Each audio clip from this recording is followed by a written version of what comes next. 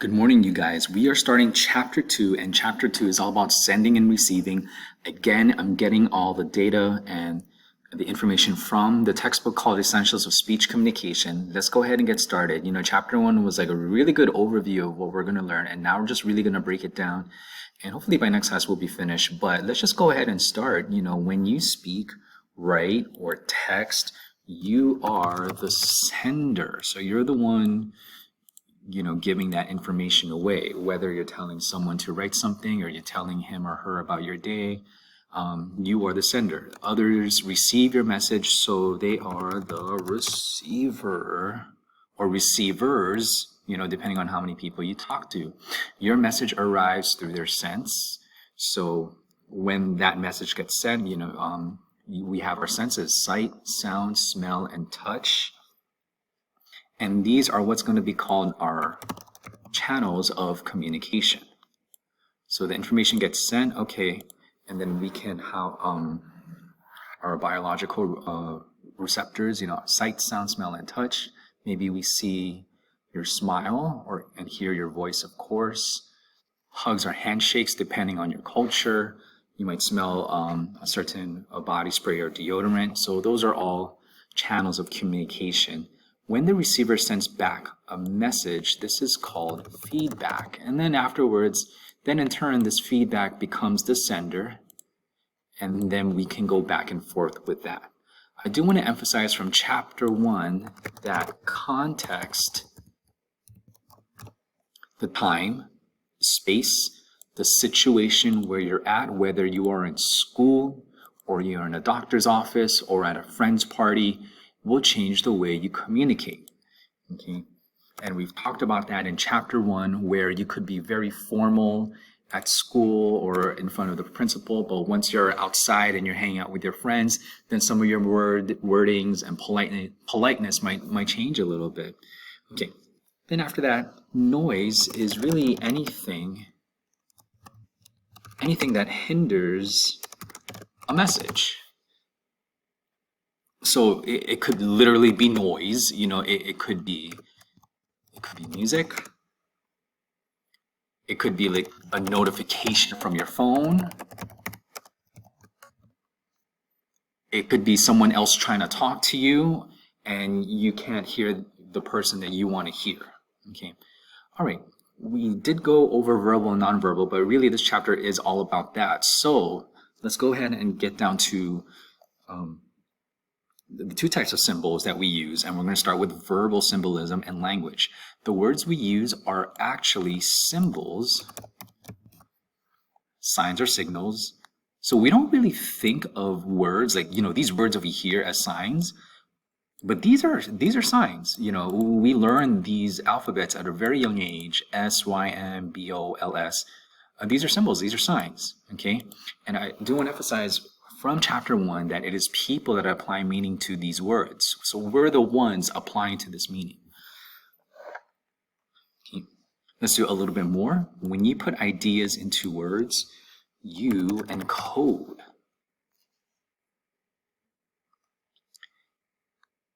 And then when your listener translates, and I forgot to put an S over here, your words into ideas, he or she decodes that message.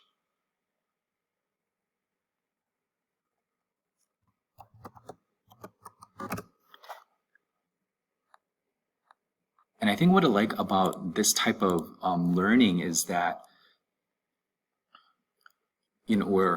nowadays we're so very technologically advanced to a certain extent, and a lot of this inputting and outputting is encoding and decoding. We put something into the computer and the computer decodes, and it is what are we trying to input in the computer so that we can get some sort of output from that computer or program. What I've done now is I've broken up the homework problems in the notes, and it's going to be up to you how you want to tackle it.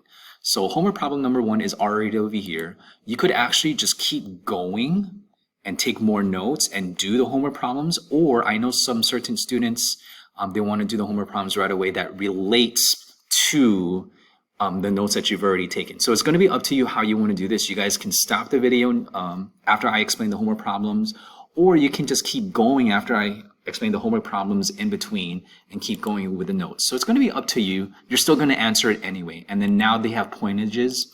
So the first homework problem, number 1, I'm curious, how did your parents, preschool teacher, or a kindergarten teacher teach you colors? Did they give you definitions, or did they do something else? Second point, how do you know that a certain figure is blue? So this is going to come up into a discussion, and some of these questions will become in a discussion board question pretty soon. How do you know that our field has green grass or turf? How do you know that we can agree that this text right over here is pink? So I want to hear your responses, because eventually we're going to put that in a discussion board, one of these at least. Okay, so you can answer that now, these two, or you can wait a little bit after the video. Homework problem number 2 is over here too as well. When I say the word yellow, what type of yellow do you see? Below, you could either draw, type, or find a picture online that is the perfect yellow to you. We will compare responses next class. So if you're going to use text, like say for example, yellow over here, you can change the text using text color up above. Sorry, you guys can't see it because I don't have, I didn't put the full screen, but the text color up above, and then you can hit the word custom, because there is only certain yellows over here. And then on the custom setting, then you can figure out what type of yellow is the perfect yellow for you. Okay. And then because we're going to, I want to see your responses, because we're going to compare these responses in the next class when we take notes, and then we'll see how everyone's yellow might be the same or different. So I'm actually pretty curious about that. So this is kind of like a psychological, biological type of homework problem. Okay. All right, you guys can do the homework problems now and just pause the video for a little bit, or you can, I'm just going to continue on with notes. So it's going to be up to you how you're going to tackle this. You're going to do all of it eventually. Word meanings change over time. Words have 2 meanings. They have 2 meanings, denotative meaning and denotative and connotative meaning. And so the first one is pretty much the dictionary definition that you see either on like some sort of online dictionary or a dictionary that's printed out. Connotative meaning actually is the meaning based on values, your experiences about that word, okay? Emotions, attitudes, etc. So say for example, home, and I'm just gonna look up, I kind of defined home, the place where one lives permanently, especially as a member of a family or a household. So maybe, I'll just sort of kind of copy and paste this one. So the denotative meaning is this, okay? But someone's connotative meaning could be a little bit different. So here's the dictionary definition. Connotative could be, and a lot of you guys have responded back, especially when we did some of the chapter 1 responses, connotative. A lot of you felt like the US for you guys was home. So this is just a specific example. Texas was your home, for 1 or 2 of you guys. For some of you guys was maybe Germany, okay? And, I don't really want to go too deep, but then, sometimes